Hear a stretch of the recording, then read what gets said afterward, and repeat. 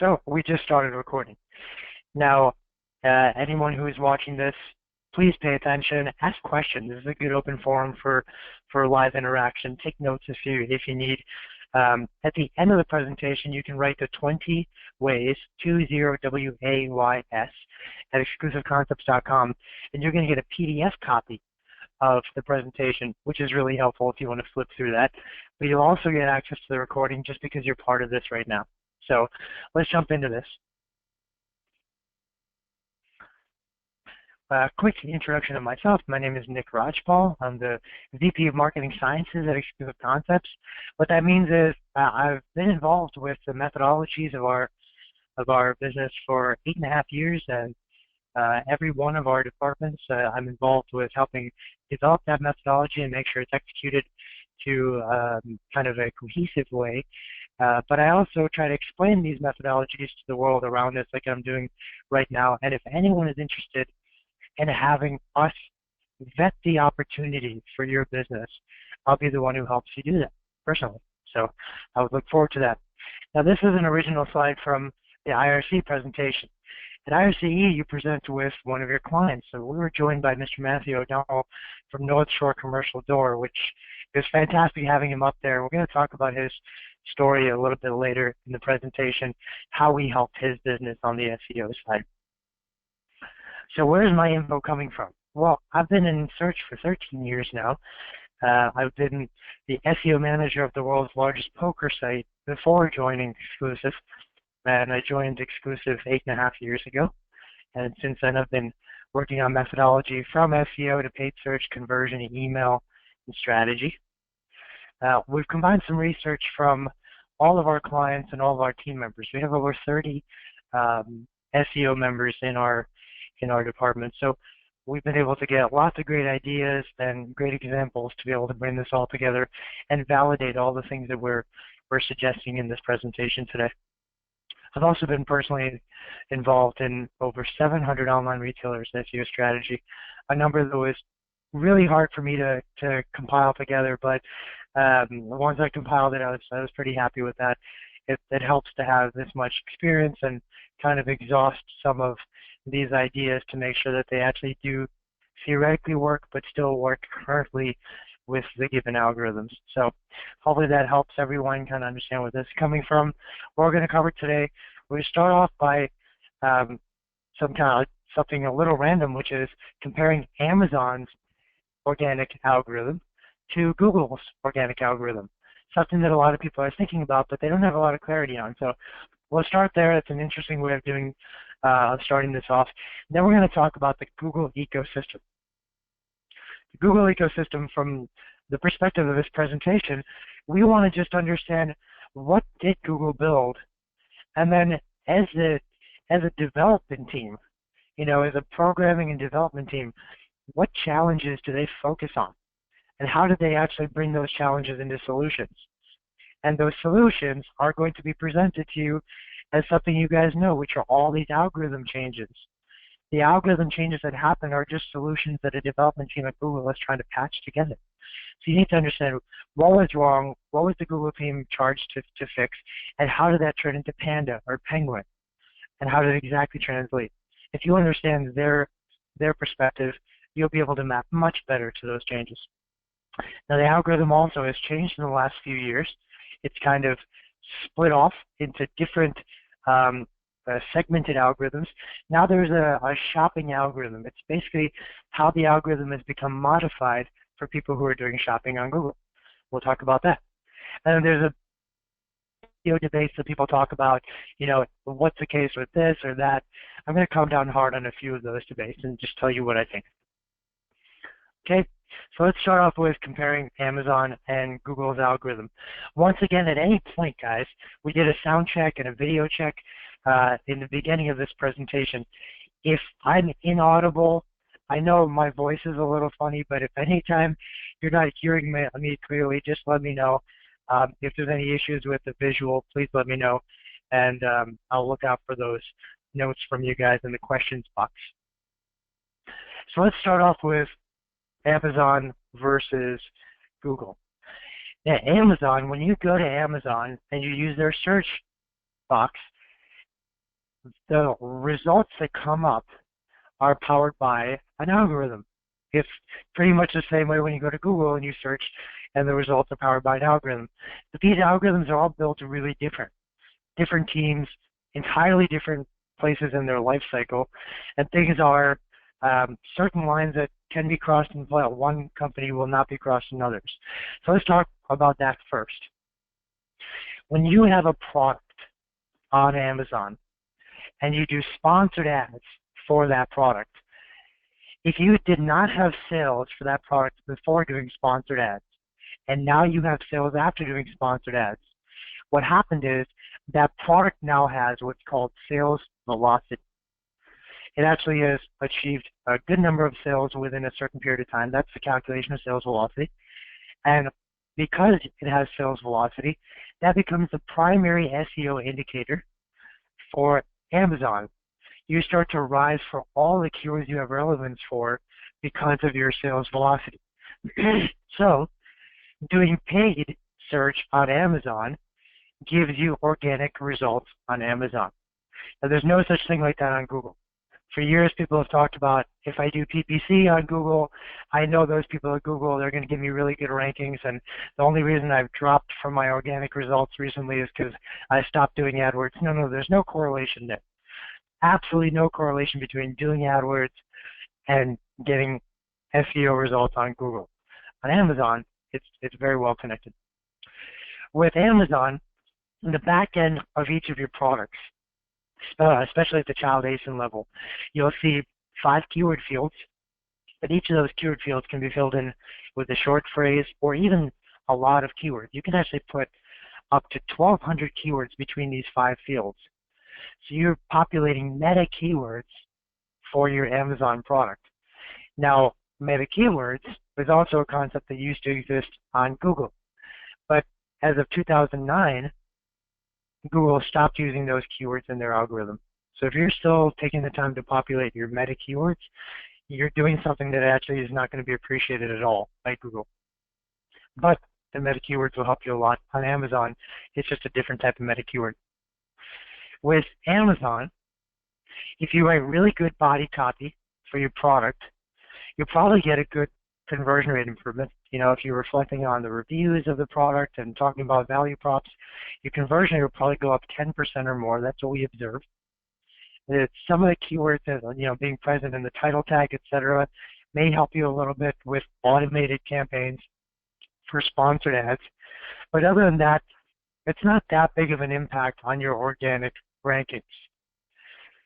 On the Google side, almost everything comes down to your body copy. The way you create content for your products and your category pages is almost everything when it comes to Google's SEO.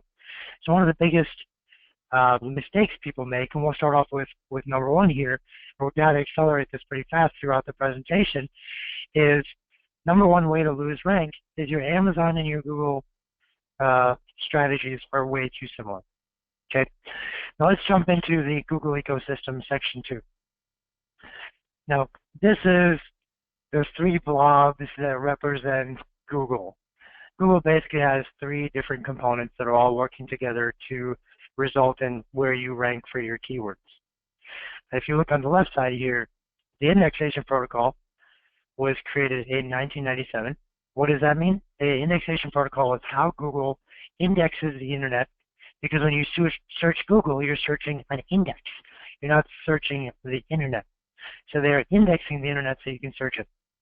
They also built the core algorithm. Actually, Larry Page built all these. That's why PageRank, which is what the core algorithm was leaning on for a long time, is named after him, Larry PageRank.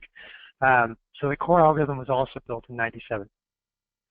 Now, over a long period of time, there were small tweaks that were made to the algorithm and the indexation protocol, but major patches came about 15 years later. Panda, which was launched in 2011, was such a big patch to such a big problem that it didn't even live in the indexation protocol or in the algorithm itself. It became an entirely separate algorithm on its own. And Penguin, which happened just about 14 months later in 2012, was a major modification to the core algorithm. Okay, so let's talk about the core algorithm. What does that even mean? Everyone talks about Google's algorithm. Well, an algorithm is basically, this algorithm specifically is a way for Google to score a page for a keyword. Now, a page can have 500 keywords or 5,000 keywords or 2 keywords, but every keyword that you are optimizing for is going to get a score, even keywords you don't optimize for. We'll talk about that as well. But that's the algorithm. So to understand visually what this algorithm actually is, it's an algebraic equation. It's just like high school math. You have measurements. So let me give you an example of a measurement. Is the keyword in the title tag yes or no, 1 or 0? It's Boolean. If the keyword is in the title tag, you get a measurement of 1. How important is the title tag? It is multiplied by its weight. Similarly, there are 200 quote-unquote signals. People always talk about Google's 200 signals. It's 200 measurements. All these measurements have different weights. That's why at some point, having keywords in URLs used to be really important, and then it wasn't as important later. The measurement didn't change. The weight changed. And similarly, there are changes that happen all the time to these measurements and weights. That's the algorithm. If you break down all these 200 signals into their buckets, it's basically a bunch of relevant signals, call authority signals, and brand recognition signals. They add up to your ranking score, the score of your page for one single keyword. So let's break that down a little bit. We'll definitely go into detail on these. Relevance. The real ways to get good relevance scores. One is called topical relevance. Say you want to rank for keyword A. Well, if keyword A is closest related keywords, the 10 closest related keywords to keyword A are also present in the page, then Google will say, this page is not only optimized for the keyword, that's keyword relevance, it also has topical relevance because the topical family is there as well. Okay? Overt relevance is when a keyword is actually on a page, which seems pretty basic. When you talk about long tail, it's an amazing thing. Using long tail keywords in a page, they now have overt scores, is a fantastic thing. We'll explain that in more detail later. And experiential relevance is how Google is able to take some measurements on a page and apply it to relevance scores. We'll talk about that. Authority. You're going to get points per page towards your keywords based on the authority of the page. The authority is how easy it is for spiders to find that page. So if you have a page that's listed in your top map, it's going to be requested, but the spider is going to get a request to go to that page much more often than if the page was kind of deeply linked into page 6 of category A, right? So the more access you give to spiders, the more authority for that page. And this is something that is absolutely controllable. One of the things that people do not do enough of is anticipate and proactively plan around how their navigation, their infrastructure architecture, referred to as IA, how all of this is distributing and controlling your authority. If you have a product that you want to start getting better results for, you could easily create a top navigation section called top sellers and put a link in there. That seems like a tactic to get really good results for product, maybe a little bit out of sync from what you want your navigation to look like. But when you see results, you see how amazing that could be. So this is something people should be thinking about constantly. Brand recognition is the third bucket. Brand recognition is a combination of social signals.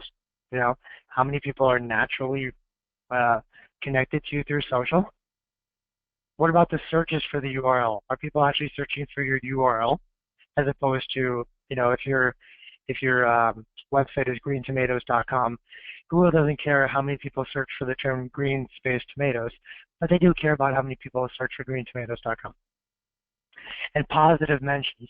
A lot of you probably remember back in 2010, there was a company, an eyeglass company, that was getting a lot of negative reviews, so they were using that to empower their SEO rankings. Well, that was a little shady, and since then Google does acknowledge positive versus negative reviews for your brand. So that's the algorithm. Now, the indexation protocol that was created at the same time is once again how Google indexes the internet. But very early on, Google realized if we're going to index the entire internet, we need to kind of be biased here. We need to find some way to choose the best pages and make them a little more accessible or weighted higher than the not so good pages. And the pages that are considered to be better based on certain parameters are put in the primary index. And all the other pages, the vast majority of pages, are put into the supplementary. It's important for you to know that because if your page is in the primary index, when Google is searching for a keyword, or when you're searching for a keyword on Google, the results at the top are typically primary index pages, and then below that are supplementary pages. So for your page to rank really well for its keywords, it needs to be in the primary, plus it needs to have a good algorithmic score. Just two things you need to balance at the same time. Over time, Google recognized some problems with how they were doing things. In 2008, one of the things that they recognized was duplicate content serves no purpose. Okay, let's imagine you search for something in Google and there are 10 results that show up. And 5 of those results, these are primary index pages, by the way, so 10 primary results.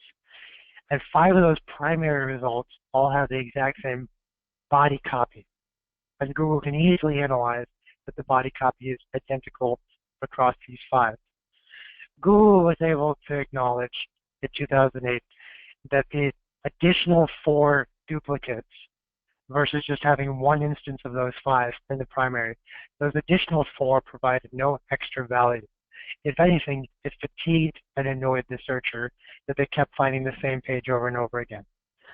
So Google decided, okay, if we can scan the page when we index it and check to see whether or not that copy or something similar enough is already in the index, if we find that it's already in there, then we're not going to allow this new page that we found to be put in the primary.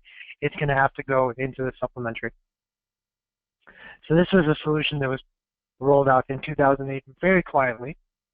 It was implemented by Terry Grimes, who runs the indexation team. And a lot of people started to notice that their long tail exposure, especially where they had manufacturers' content, became incredibly volatile. So even till today, duplicate content drops you from the primary index. You have to think about how that impacts you across the board. You may be using the same content across category pages, manufacturers' content on your product pages. Even an absence of content could easily put you in the supplementary index, and more likely to put you in the supplementary than the primary. So this is important to note because you can't just think content is always going to do good things for you. One thing that we'll learn throughout this presentation is that 99% of content hurts you because you're doing it the wrong way. But that 1%, if it's done perfectly, gives you amazing results. Another big problem was low quality content. People were getting lots of good results. They were enjoying their experience on Google. But when they went to the actual page and tried to read the content was gibberish. There's actually an entire period where this happened. From 2008, where Google started to promote more unique content, till 2011, a lot of people invested in unique content because it seemed to do really well for them. But it just had to be unique. It didn't have to be good. So they farm a lot of that content out to India or China, $1 a piece, or they would use software to spin the paragraphs of content, which means actually reshuffling all the keywords and swapping out synonyms. That's called a spinner program. And Google had a problem because it was just spammy result after spammy result in their top results. So a guy named Navneet Panda, this is the guy in the bottom right here. His last name is spelled Panda, P-A-N-D-A, came up with a solution. He said, if all teachers across the entire United States in every high school can agree on a few set rules to grade papers from A to F, these widely acknowledged grammatical rules, spelling errors, why can't we just hard code some of that into an algorithm? So we create an algorithm that is kind of a virtual English teacher, and it's grading your papers. And it creates a score. Remember, this is a separate blob in the 3 blobs. It creates a score that is going to impact all of your rankings across all of your site.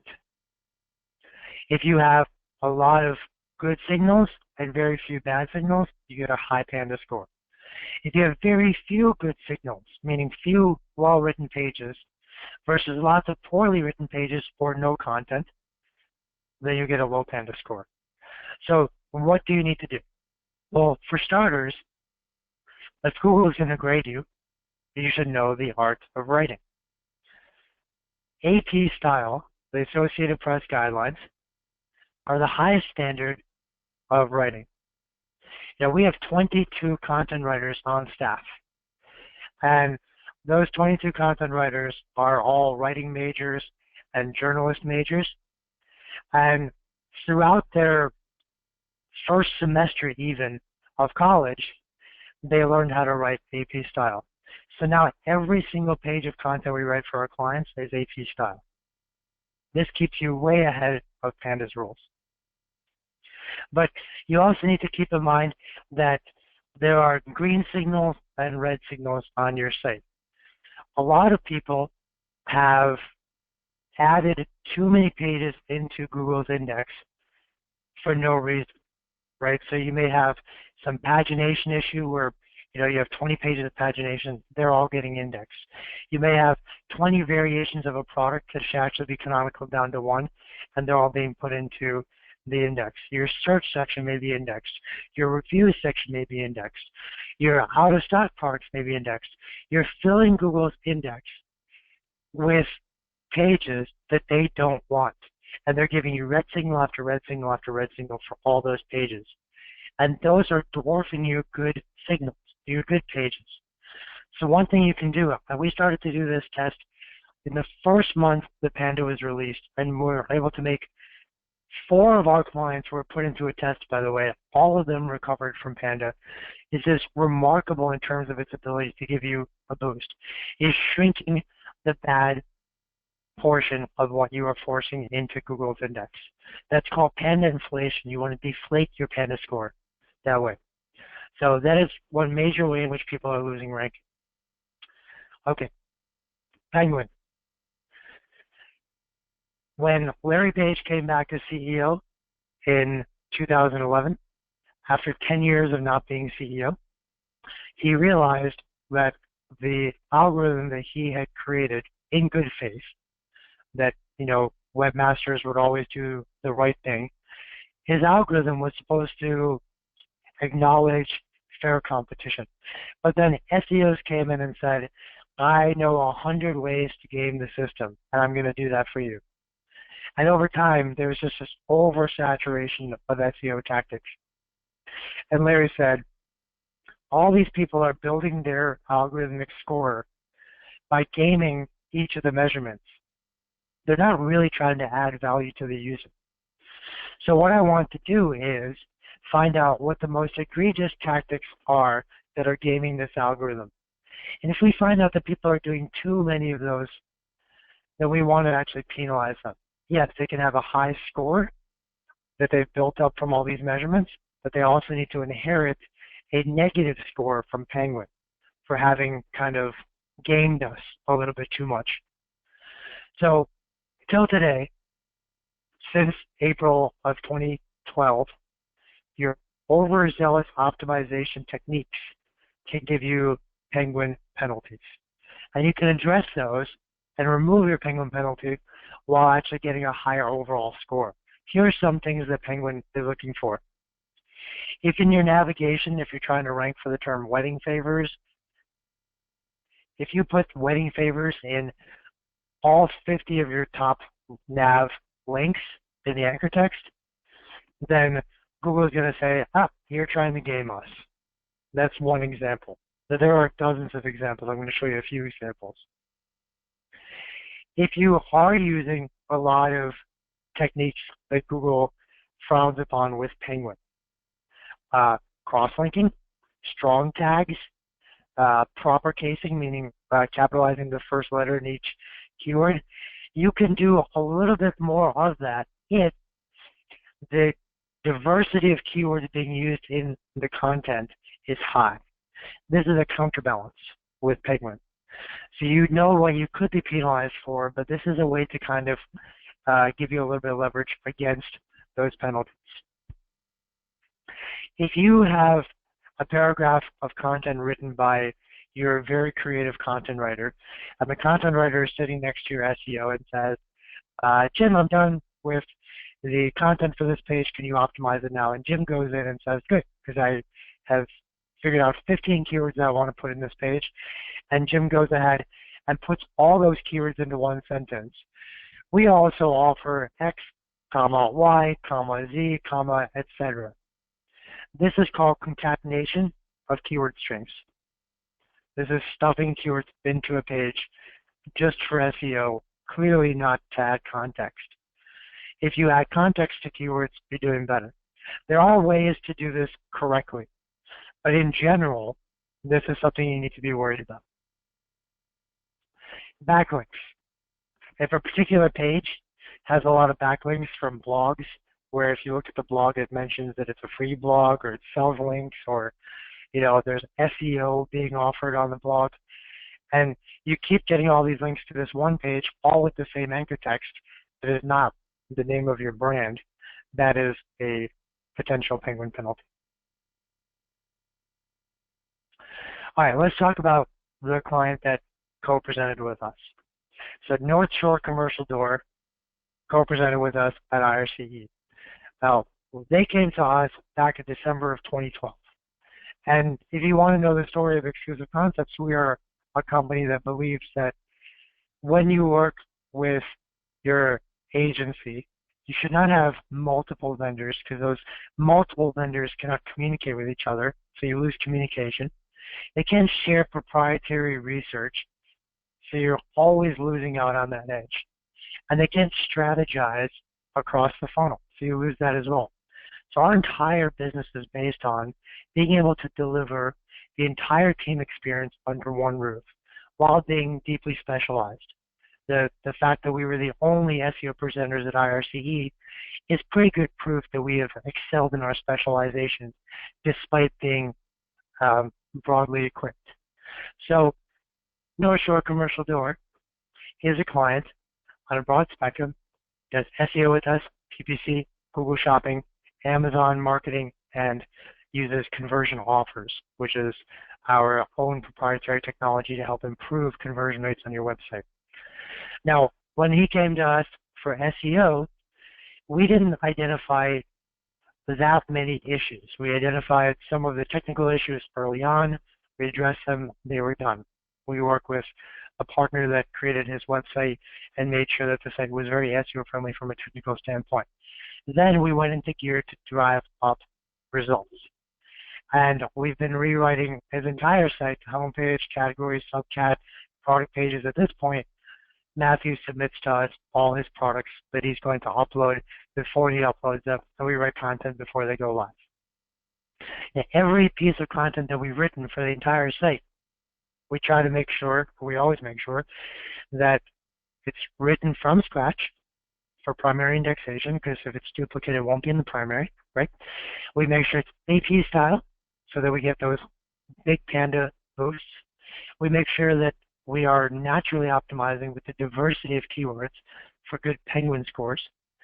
Plus, I will explain this in just a moment, we make sure we get topical relevance measurements, as well as using lots of long-tail keywords to give them their overt scores of their own. In the first year of SEO, North Shore Commercial Doors SEO performance, this is organic revenue from Google, increased 13% year over year. 1 year later, the new year over year, not starting from the baseline, but a new year over year was 18% up. This past year, right now, we're up 53% year over year. And this acceleration of results is because we're not just targeting one page at a time. Everything is connecting together. As we address more pages on the site, not only does that site's keyword rankings improve, but the overall site-wide Panda score also improves.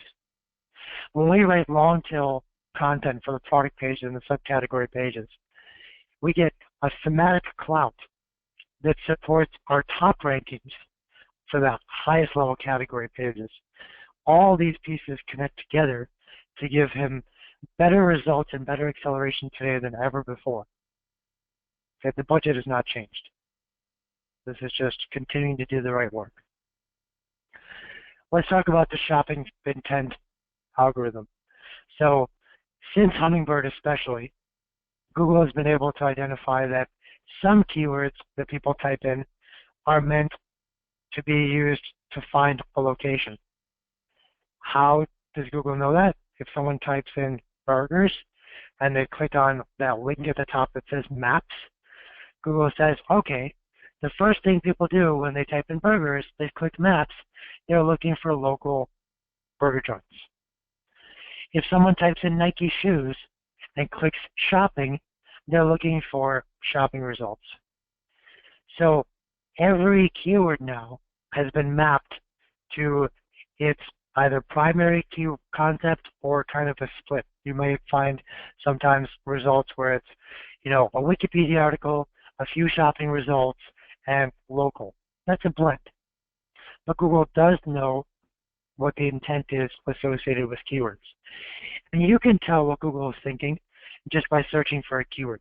If you search for a keyword and you find Google shopping results, Google knows that that's a shopping intent phrase. If you don't see shopping results, they don't know yet. But if they know it's a shopping intent phrase, they're going to do things slightly different. So we're going to use that as a way for us to explore the relevance part of the algorithm now. We talked about this early on. Let's get into details here because it's really important for everyone to know how to expand their keyword universe and improve their top rankings. So we said relevance in the algorithm breaks down to topical relevance, overt relevance, and experiential relevance. Topical relevance and overt relevance are very closely related. Topical relevance is when you're writing content for a page and you bring an entire topical family of keywords into the body content. In the body content, not anywhere else, in the body content. Now, each of those keywords that is now present on the page will also get overt relevance measurements.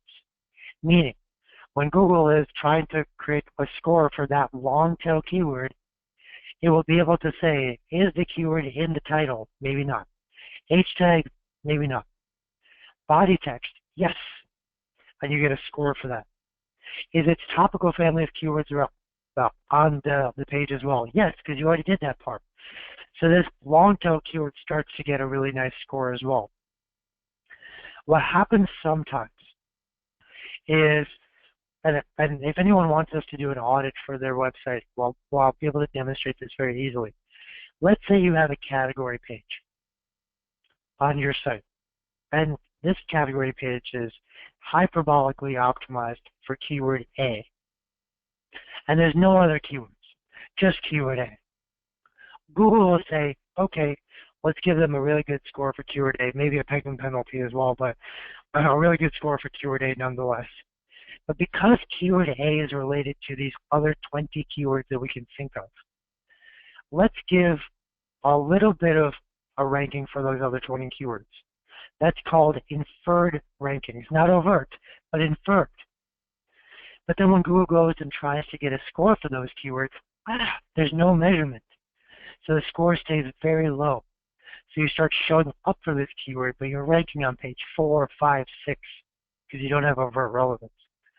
So if you are only targeting one keyword per page, and you're just using it in the title tag, H tag, meta, and body, you're doing exactly what most people do, which will not give you an edge.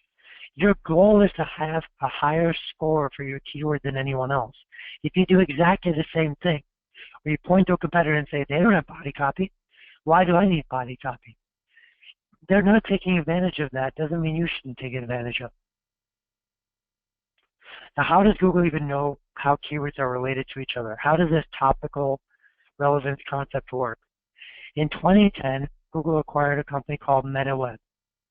And MetaWeb was the leader in semantic search. Semantic search is the study of latent semantic indexing. In human language, that means the relationship between keywords. Google wanted to know if someone is optimized for keyword A, what are the 20 keywords related to it? If those 20 keywords are present in the page, how can Google verify that those are actually topically sound keywords? That this is a comprehensive piece of content around that topic. So they started with that. In 2012, they started to do their own work, where they wrote a patent called How to Validate or Verify High-Quality Results, or something to that degree. And if you read the patent, it's fantastic. Google has a whole patent section in their search, and they talk about topic corpuses. Topic corpus is a concept Google came up with to basically say, if someone searches for Nike shoes, does not click on any of the results, and the next thing they do is type in the term men's after that, and then they click, Google should be able to anticipate that when someone typed in Nike shoes, what they really meant was Nike shoes men's, because that's what they actually want to get to. And this is how they built kind of a seek keyword and all the stem keywords off of it. This is the topic corpus. So between the topic corpus and the latent semantic indexing that came from MetaWeb, Google has a very good understanding of topical families. So writing for the entire topic will give you better points for your central keyword. That's number 11 way to lose rank. Not getting topical optimization. Number 12 is not using enough keywords on the page and getting scores for those keywords. So it's not just about supporting the central keyword. You want scores for your long tail. 89% of traffic for most online retailers does not come from their top 1,000 keywords. It comes after their top 1,000 keywords. So your top 1,000 keywords for your site typically only represents 11% of traffic. You want great scores for your long tail. Not using competitors' data to identify keywords that you should be using in your content is another way people are losing out. We use a tool called BrightEdge, where for our clients, we go ahead and look at the 2 or 3 closest competitors whenever we're writing content for a page, and we see what they're ranking for. Let's get their ideas. Let's bring them into the fold before we write content for a page. Not everyone has thought about their search strategy the right way. If you can target pretty much any keyword that is relevant to your business, then you should think about your search strategy as encompassing every search term that could lead to business. If your navigation and your current experience is a little bit disbalanced, then you're throwing things off. Let me explain. If your navigation is broken down by product type, which I'm sure many of you have, or you've also added a brand section, which I'm sure many of you have, that may mean that you don't also have use cases. Gifts for him under $100, for example. That's a use case. Fundraising ideas for sororities. That may be a use case. You need to think about why people are buying from you and what selection they want, because that experience, that page, can now be mapped to search queries that people are searching for. Plus, target audience. People do break things down by their gender, or their age, or their size. You need to figure out how they are thinking about themselves, and they're incorporating those things into their search. You should give them the page that incorporates that experience so that you can map to that keyword. So not doing proper content mapping may mean that you're only actually mapping to 30–40% of the keyword search universe that you should be. that the best way for you to get better results on SEO is just literally open up the search universe that you've never tried targeting. Almost every business that we work with has some scope for expanding their search universe. Experiential relevance is the last part of relevance. When you search for a keyword and you see that Google shopping results show up because it's shopping intent phrase, and then some product selection pages show up where it says there are 2,000 items on this page. Those pages keep ranking really well these days. It's because Google can actually go to the page and figure out how many items are on that page. And that becomes another measurement. That when used towards the shopping algorithm, the weight for that measurement is incredibly high. But you need to make sure that Google can actually scrape that code properly. So not having your products listed on your top category pages, or not having these item counts created and coded the right way, easy way for you to lose some of those measurements. At the product page level, reviews, the count of reviews, if connected to schema.org properly, those also become measurements that have high weights when people are searching specifically for products. So if you've done a remarkable job with reviews, make sure you get those points. If you have not already gotten those points, create a strategy to start getting better reviews. Not using reviews at the product page level that are in line with schema.org.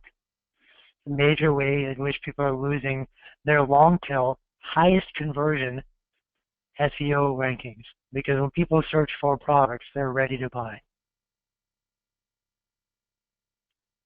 There are a few SEO debates that haunt online retailers. They have no idea what's right, what's wrong. So I'm going to come down firm on some of these, and then we'll go to QA. So please start writing questions if you have any. Does your domain name matter? I went to PubCon back in 2007, and the only thing I heard from people was bragging because they had really good domain names, like yellowpopcorn.com. We're going to rank #1 for the term yellow popcorn now. How amazing is our URL? That's great. Okay. Back then, that worked really, really well. But at some point, Google got very sick of these little microsites showing up higher than all the good experience sites, because the measurement of whether or not the keyword is in the domain was weighed too high. And Google decided in September of 2012 to reduce that weight to nearly 0.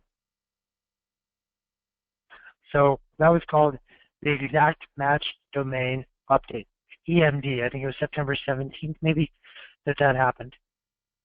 September 12th. Oh, September 29th. There we go. So you could have lost a ton of organic momentum that you used to have. Like if this yellow popcorn site used to rank really well for popcorn-related terms, but then they stopped ranking well after September 2012. They need to think of ways to supplement what they were getting easy before. Does content need to be at the top of the page? So when you're thinking about writing content for a category page, so you get all those things, primary indexation, Panda scores, Happy Penguin scores, topical relevance, overt relevance for your long tail, while you really want content on your category page, but you don't want to disturb the experience. So you try to put content at the bottom of the page. Well, we observed in May of 2015, during the quality update that a lot of people have heard about, it happened right after Mobilegeddon. The quality update, people didn't really have good insights into what the quality update actually did. We figured out by doing some regressive analysis with our clients that what was happening was the only people who were hit by the quality update, according to our clients, were the people, and only on specific pages, where their content was way too far down in the code. What we realized is Google did another programming update. They decided, as the internet is expanding, their spiders can't waste time going from the first line of code to the bottom of code searching for content. If they've gone through enough of the code and they haven't found content, they're going to time out and say, we never found any content. We're done. That's what the quality update was. So if you were hit during that time on some of your pages, you may want to consider bringing the content higher up on the page or reworking the code so that it brings up. So having your body copy way too low on the page may need a recoding. Are all forms of mobile websites the same? There are 3 different forms of mobile websites. Responsive, which is every page is the same page, the code is the same code, but the content kind of snaps to viewport, right? Adaptive is everything is the same URL, but the code is everything, the style and the code is entirely different for mobile versus non-mobile. MDOT is not the same URL. It's 2 separate sites for each URL, so things are a little bit different. With MDOT, you do need to be a little bit more careful. With an MDOT site, it does require a canonical with an alt device tag, so that you're clarifying to Google that this is actually one site. This is not a duplicate site. And don't penalize me for having a duplicate site. So if you don't have your MDOT site consolidated with your main site, you could be losing some rankings, especially if your MDOT subdomain is weak from an authority standpoint. Then you're losing all those call authority points for each of your keywords by having that iteration in the index versus your main site. Do backlinks still matter? It was a big debate. People are constantly thinking about this and come down pretty hard on this. So the most important thing for people to realize is that PageRank is no longer a real thing.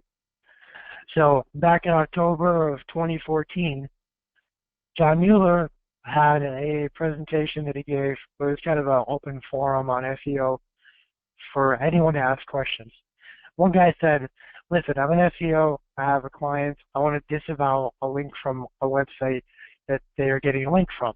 But the client keeps coming back to me and saying, you can't disavow that link, that site has a PageRank 6. And John, clearly, this page should not have a PageRank 6. Why does it have a PageRank 6 if it's so crappy? And John said, well, that's because we stopped updating PageRank over a year ago.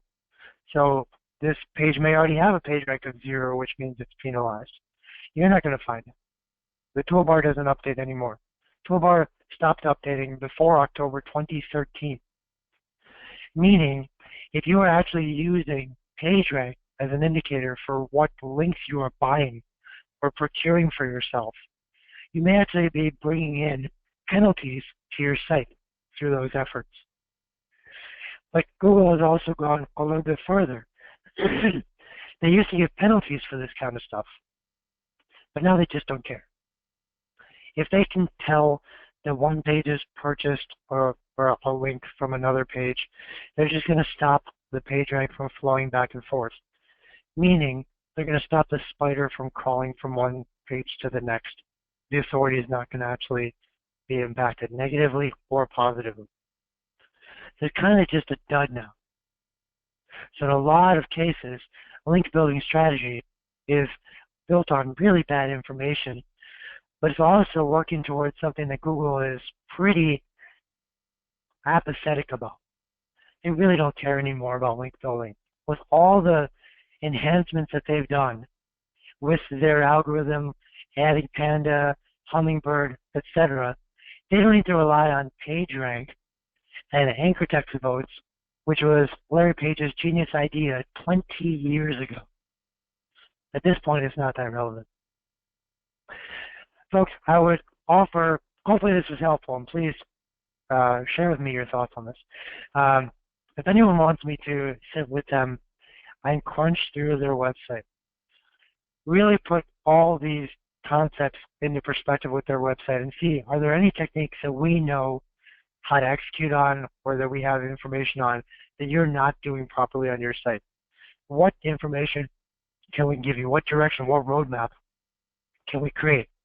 And I will personally do that work with you. So if you go to the questions box and you type in the word audit, we're going to be able to have a meeting together and have a few different people potentially from our company that will be reaching out to you to set up this meeting, but I want people to just go ahead and type in audit into the questions box to kind of reserve, at least for today, reserve kind of a priority in our list of people to contact so we can set up these meetings. Sorry, I'm getting caught off. A lot of people are asking for the audit. Thank you guys. This is fantastic. Okay, so if you want a copy of this presentation, PDF copy, you can write to 20 ways at exclusiveconcepts.com. Your subject line can be yes, or your subject line can be anything you want it to be. But we will respond with a link to download the PDF. Someone asked earlier if the presentation is going to be recorded. Yes, it has actually been recorded this entire time, and I will finish production on that today and send it out to people. So let's see here. 2 people have asked for the recorded version. 1 person asked for a copy of the presentation. Those are the questions so far. All right. Any other questions that people have specifically? As you're thinking about all these different challenges, do you have specifics that you want to ask? You can always just ask for an audit so we can go through those specifics together. I want to keep this open. I'm going to keep recording going for this section for anyone who has any questions, and let's get this on the list. So, hi, are there additional techniques that can be applied to blogs too? Thanks. Hi, Paul. All right, Paul. So, good question. And while this is not a hard rule, I personally think that blogs are to be used for a specific purpose. In the science of shopping, we say there's 5 steps. Problem recognition, and once you've recognized your problem, you go into information research. How can I solve my problem? And then information evaluation. I know which solutions I like. Which one am I going to go with? Then buying mode. I'm ready to buy. Where am I going to buy? Do I feel comfortable giving my credit card? And post-purchase analysis, which is what's going to happen after I give my credit card? Is this going to come UPS? Is it going to be discreet? What's the return policy, etc.? So category pages and product pages are really going to help you with information research, information evaluation, buying mode. Your cart pages are going to help with post-purchase. But that leaves out the first step, which is problem recognition. Problem recognition is when people don't really know what direction to go in. All they know is their problems. I think blogs are a really good place for that conversation to start. And if you look at the theoretical funnel, there are more people with problems than there are people solving problems. There are always more problems that are unsolved, right? They don't actually get to that next stage. So there's always more people in the problem recognition stage. And you can draw them into your website. They may not immediately start buying, but that's why we do holistic marketing. You can start to remarket to them through PPC and eventually bring them into the fold to make a purchase. So I would use blogs for that purpose and for the purpose of building a sense of authority in your space, but not so much outside of that. And all the same rules apply. So the way you write content, the fact that it has to be unique, the topic optimization, etc., they all work together the same way. Okay, we have a lot of questions now. This is good. Do you engage with clients on a month-to-month or long contract? We ask for a 6-month agreement as an initial. The reason we ask for a 6-month initial is we want to build a rhythm with you, a relationship. We want to build a foundation in terms of actually getting some work done. We want to have errors. We want to have successes. We want to learn things. And we want to get to a point where everything, all the data available to us, is informing a better cadence of activity by months 4, 5, 6. We also want to be able to prove some of the performance improvements of our work. So if we can prove it in 6 months, that works out really well. My site and other e-commerce sites have product index section. Have a product index section. Should we be excluding this from crawling in our robots.txt? Is it seen as duplicate content? Is this product index section hurting us? JJ, how are you doing, by the way? I think I know exactly what you're talking about, and yes, I would strongly consider removing that from the index. We've seen similar things where it's basically a rolling list of all the products on your site, including the name, maybe the price, and the description of that product. So it becomes an exact duplicate of every product on your page. Yeah, we've actually seen that derail rankings at the long tail level pretty significantly. So without having more details, I would say in my experience, if this is exactly what I've seen, then yes, you may want to consider switching that or de-indexing that, using robots or just using a no index follow tag. We use SLI systems for navigation, so our category pages are on a subdomain. What are the implications? A lot of implications. I mean, there's the subdomain itself will have slightly weaker authority. You need to make sure that the pages are actually getting crawled and are somehow accessible to Google.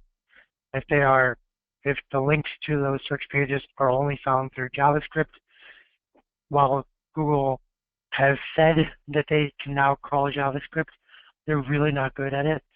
So there are instances in which you're not going to get that far.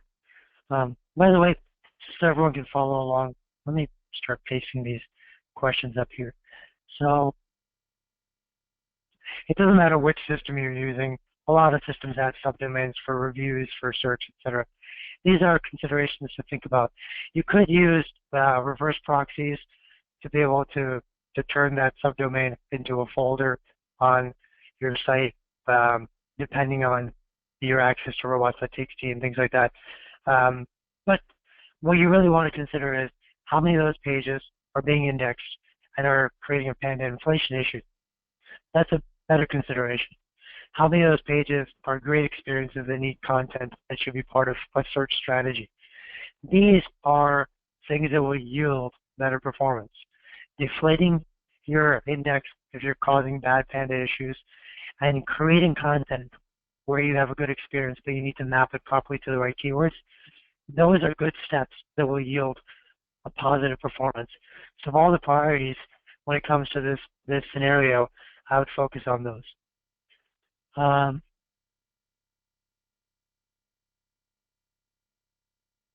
Okay. I did not completely understand the navigation strategy you recommend.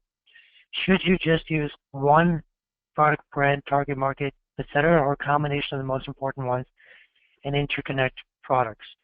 Okay, so this is going back to the slide where I said, you should be considering product type, brand, use case, and your target audience, right? Let me explain it in a different way. If you are selling black Nike shoes for women, size 10 for running, okay, you could potentially have a category by product type called sneakers or running sneakers. You could potentially have a brand category called Nike. You could potentially have a target audience category called for women. You could have a by use case, so by size section called size 10. The reason you want to consider having all those different pages, at least consider them, you could find ways to consolidate, is you want to have a good experience on your site that can be mapped to the search that may be women's shoes or women's sneakers size 10, or Nike shoes for women, or running sneakers So you want to be able to cover all these different bases as people are searching in different ways. And you can then start to have subcategories of those different those broader types of categories, subcategories that combine these concepts together if you want to. But your search strategy, the goal of your search strategy is to have landing page experiences that can be mapped to every search that you want to target. But the experience should actually be very relevant to that search. And you don't just choose the pages that exist on your site and think of ways to cram searches into those pages, even if that search would not actually be met properly. All you're doing in that case is feeding your bounce rate. You want to create pages for your search targets if you don't have the right page for it. Hopefully that helps. Do you suggest creating buying guides? In general, yes. When it comes to SEO, the best you're going to do with that, you might be able to get, if it's really good, it might start to draw the attention of some of your enthusiasts, and you might improve your social / brand recognition scores from it. You may also show up for people searching for the buying guides. Just yesterday, I was thinking I don't have the right gym attire, so I searched for men's gym clothes guide, and then I realized that things are showing up from like 2011, so I changed that to 2016. I was able to find something that was actually helpful, and it was linked out to a bunch of different products. So yeah, people do actually search for those things, but that's more part of your search strategy, plus you could get some social benefits. But always, you guys now know through this presentation how all these things are being interpreted, so just think about it through those filters, and over time it becomes second nature. You mentioned a top sellers page. Can you elaborate on the strategy for boosting a subset of the catalog? Well, actually what I meant was, I was talking about the top navigation. You can have a section in your top navigation that, well, you can do it two ways. One, you can have a link in your top navigation called top sellers, and that points to a page that lists your top 20 sellers that are easily spiderable.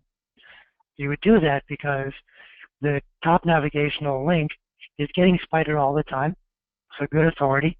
It's only one click away now to the top sellers. So there's additional authority being passed pretty consistently to those top sellers.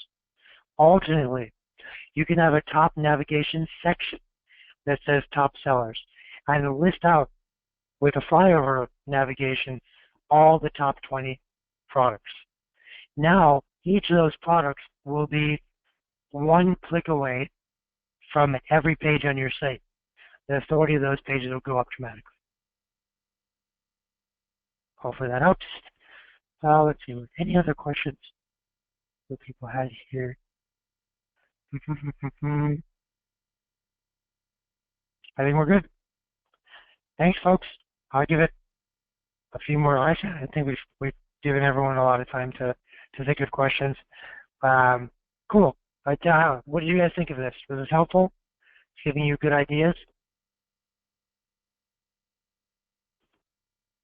Malcolm says, excellent. Thank you, sir.